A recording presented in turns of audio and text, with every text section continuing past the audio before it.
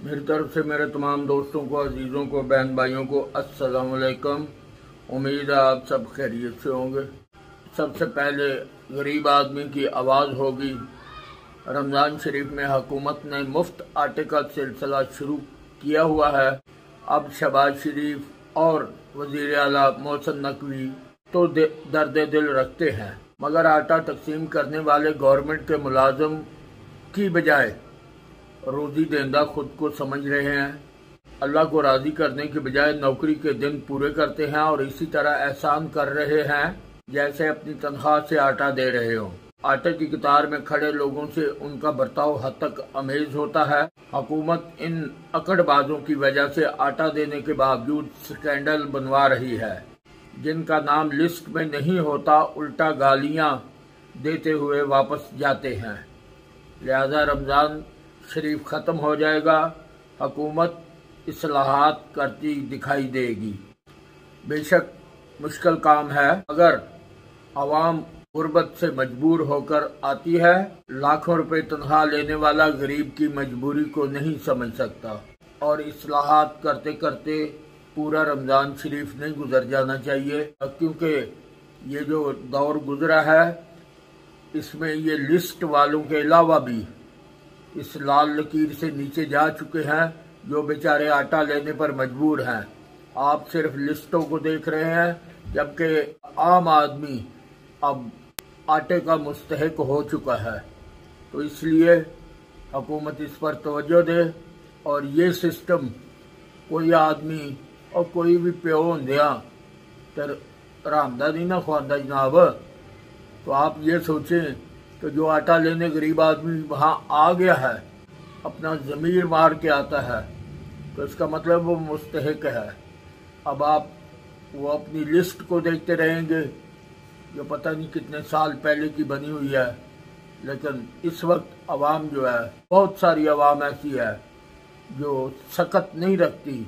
वैसे भी दुकानों पर आटे का कोई कंट्रोल रेट है नहीं है, अपनी मनमर्जी के रेट लगाए जाते हैं और सौदा बेचा जाता है। हर बंदा जो दुकानदार है वो लूटने पे लगा हुआ है। ये मुसलमान रमज़ान शरीफ में पता नहीं किस किस्म का अकीदा रखते हैं कि ये रमज़ान शरीफ में मुनाफाखोरी, वो उनका ख्याल होता है कि पूरे साल का जो अखराजात हैं वो इसी महीने में निकालेंगे। तो अब आते हैं दूसरी खबरों की तरफ।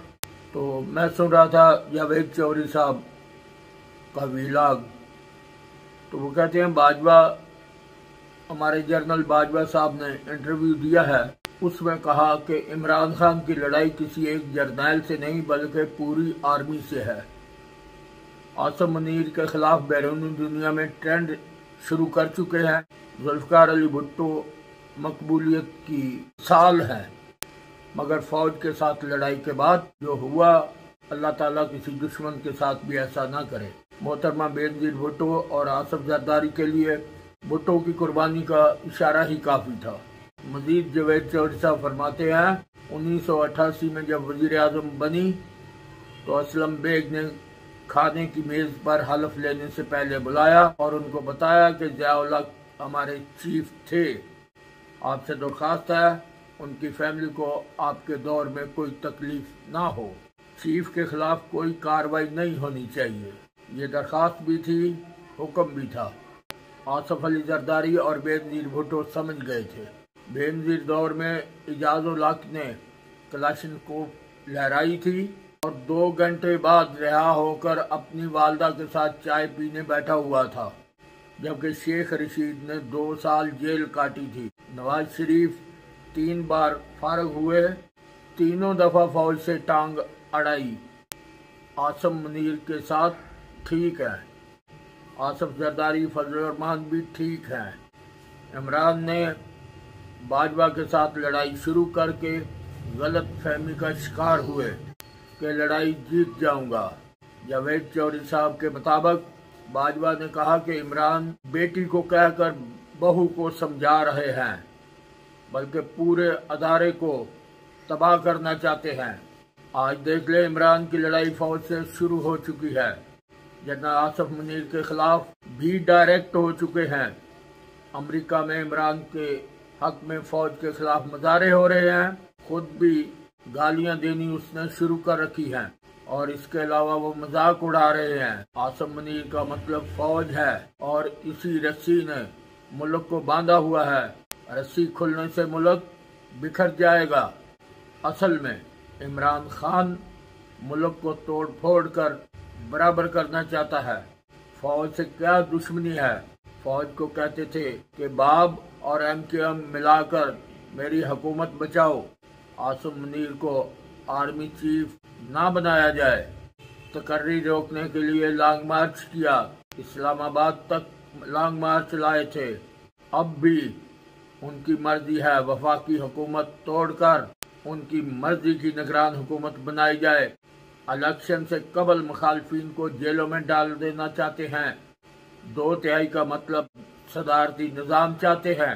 नायब FIA एंटी करप्शन को मातहत करना चाहते हैं। फैज हमीद को वजीर दाखिला बनाना चाहते थे। अदलिया समेत तमाम अदारे अपने मातहत, ताकि जिसे जब चाहें डी नोटिफाई कर दें। मिसाइल कंट्रोल का निज़ाम भी मांग रहे थे। उनका मसला एक जर्नैल नहीं बल्कि पूरी फौज है। इस खेल में अकेले नहीं है वो, बल्कि मुल्क बचाना है तो चंद बड़े फैसले करना होंगे। उन्होंने कहा क्या इलेक्शन जल्द मुमकिन है? सदर ने रोजाना एक खत लिखना आदत बना ली है। जावेद चौधरी साहब फरमाते हैं कि सदर ने भी तो रोज एक खत लिखना अपनी आदत बना ली है। अरशद शरीफ के लिए खत लिखा, सुप्रीम कोर्ट को खत लिख दिया, chief commissioner election chief commissioner को खत लिखे, गवर्नर को खत लिखे, इलेक्शन कमिश्नर को खत लिखे, अब वजीर आजम को खत लिख दिया। खतूतबाजी का नुकसान होगा। सदर साहब अगर गैर सियासी रहते तो ऐसा ना होता। चंद माह तक सदर हैं, अब इलेक्शन के लिए खत लिख दिया, जिसका जवाब राणा सनाउल्लाह ने अपनी प्रेस कॉन्फ्रेंस में दे दिया। तो उनका कहना था कि आइन को मानना पड़ता है, इलेक्शन मुकर्रर वक्त पर होने चाहिए, मगर जो मौजूदा बहरान है जो इमरान खान का पैदा किया हुआ है, क्या इस बहरान में इलेक्शन हो सकते हैं? अदम एतमाद की तहरीक से लेकर आज तक कानून मानने से खुद इनहराफ करते रहे। पहले इम्पोर्टेड हुकूमत कहते रहे, फिर साथी खरीदने का इल्जाम लगाया, फिर साइफर लहराया और अब अमेरिका के साथ भरपूर दोस्ती है। वहां पर अपने लिए कंपनियां हायर कर ली हैं। इतनी जल्दी यू टर्न होता है, इसका अंदाजा लगाना तो आम आदमी और वो जो उनके कौम यूथ है उसके लिए समझना मुश्किल है। अब रह गई बात कि ये जो इज्तिमा है, इसमें कोई शक नहीं कि इमरान खान के लिए वो गैदरिंग कर लेते हैं। गैदरिंग करना और इलेक्शन जीतना, ये दोनों चीजें अलग अलग चीजें हैं। क्योंकि जब इमरान खान की हुकूमत थी तो ये सारे इलेक्शन हार गए थे, आपको याद होगा। लेकिन जब PDM की हुकूमत आई तो इमरान खान खुद खड़े हुए सारी सीटों पर और इलेक्शन जीत गए। 1-2 हार गए थे, बाकी जीत गए। अब सवाल इस चीज का है, ये जो जलसे हो रहे हैं, कोई शक नहीं कि इनमें बहुत ज्यादा उनकी गैदरिंग है, मगर जलसा सुबह जमात इस्लामी वालों को कहें आप, वो इससे बड़ा करेंगे। फजल रहमान साहब पंजाब में, हालांकि उनकी इतनी वो नहीं है मकबूलियत, लेकिन उनसे कहें कि यादगार जलसा करना है, वो यादगार में बड़ा कामयाब जलसा कर लेंगे। तो इसका मतलब ये नहीं कि वो यहाँ से इलेक्शन भी जीत जाएंगे। जमात इस्लामी की चंद सीटें होती हैं, आपको पता है, लेकिन उनका जलसा मिसाली होता है। तो बारकैफ हमें सियासत के साथ मुल्क के लिए भी दुआ करनी चाहिए और मुल्क के मुफाद में फैसले करने चाहिए। इमरान खान साहब इसी बात पर खुश है कि इंडिया के TV चैनल भी उनको मतलब उनके प्रोग्राम दिखा रहे हैं। अमेरिका में भी, बरतानिया में भी, इसराइल में भी, तमाम वो रियासतें जो शायद पाकिस्तान के हक में उनके लिए पाकिस्तान के लिए दुआगो नहीं है, लेकिन वहाँ इमरान खान को बड़े शौक से देखा जा रहा है और वो सोच रहे हैं कि ये जो काम उन्होंने करने थे वो ये खुद ही करते जा रहे हैं। अब वो तो फारग है, बेशक अपनी फ़ौज को भी फारग कर दें, उनको खामखा तनख्वाहें दे रहे हैं अपने जासूसों को, अपने फ़ौजियों को, क्योंकि जो काम उन्होंने करना था वो काम ऑलरेडी हो रहा है। हम गुर्बत की आखिरी लकीर तक पहुंच चुके हैं। ज़र मुबादला के ज़खायर हमने उड़ा दिए थे। हम खुद बहुत अमीर हो गए, खुद तो कोई शक नहीं है, और इतने अमीर हो गए हैं कि 50-50 करोड़ रुपए की चोरी होती है, हमें परवाह भी नहीं है।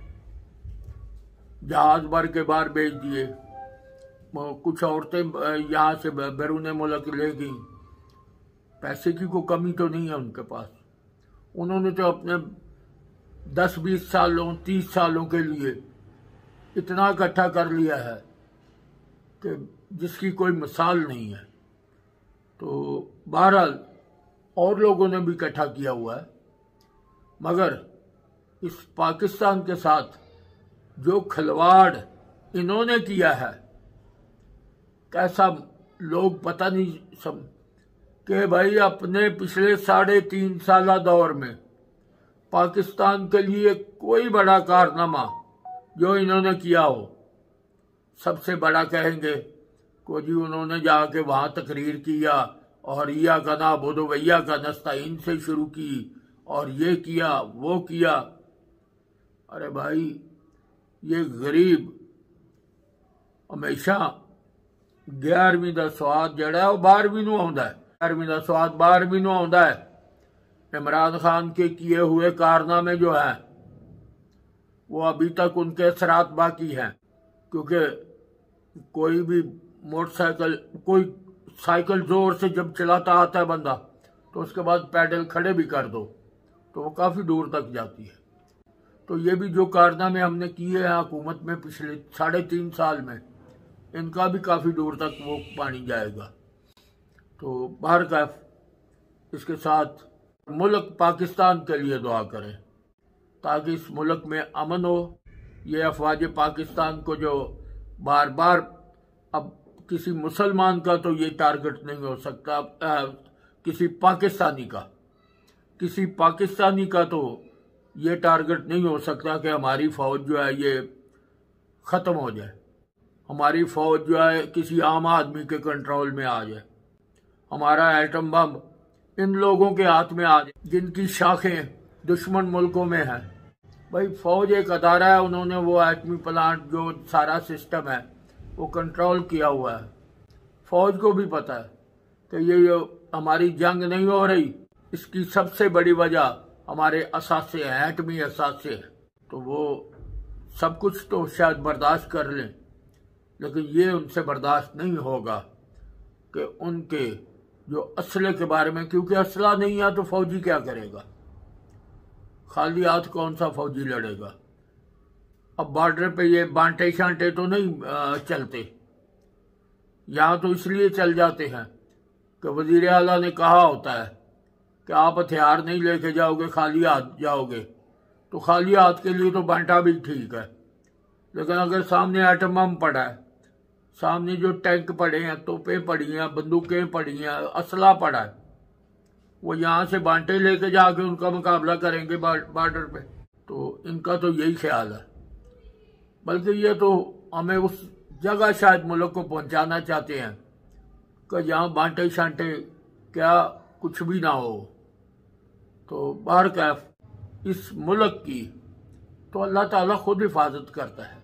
तो ये कौन बेवकूफ़ आदमी है जो कहता है कि ये दुनिया में मामलात कुछ होते हैं, ये ऊपर से होते हैं। अल्लाह तबारक व तआला ये मामलात खुद माहौल ऐसा बनाता है। तो बहरहाल इसके साथ इजाज़त दें और मुल्क के लिए दुआ किया करें। ये सियासी पार्टियां, ये आनी जानी चीज है। मुल्क है तो आप भी हैं, मुल्क नहीं है तो कुछ भी नहीं है। उनसे पूछ लो जो आबाओ अजदाद इंडिया से आए हैं कि उनका क्या हाल हुआ करता था अंग्रेज दौर में। तो इसके साथ इजाजत, खुदा हाफिज। पाकिस्तान जिंदाबाद।